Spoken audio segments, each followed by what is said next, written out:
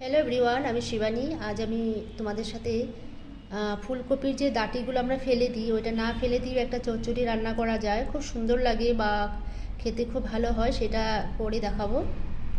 এটা রান্না করার জন্য আমি কিছু সবজি কেটে নিয়েছি: ফুলকপি, সিম, বেগুন, আলু, টমেটো, বাঁধাকপি।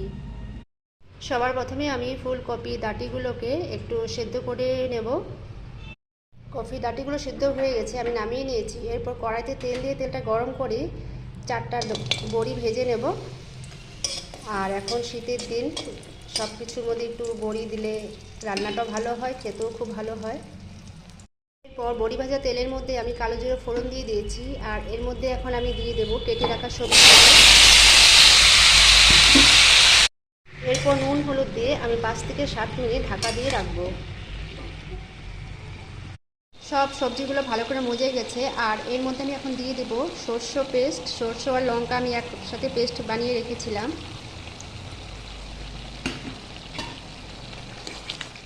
ভালো করে নাড়াচাড়া করে নেব।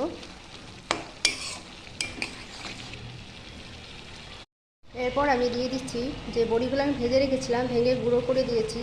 সবজির মধ্যে ভেঙে গুঁড়ো করে দিলে খেতে খুব ভালো লাগে। আর দিয়ে দিচ্ছি পরিমাণ মতন চিনি। আমি ভালো করে নাড়াচাড়া করে নামিয়ে নেব। আমার চচ্চড়িটা প্রায় হয়ে আসছে। তো তৈরি হয়ে গেল আমার ফুলকপি ডাঁটি চচ্চড়ি। বন্ধুরা, রেসিপিটা যদি আপনাদের ভালো লেগে থাকে অবশ্যই লাইক আর কমেন্ট করবেন। নমস্কার।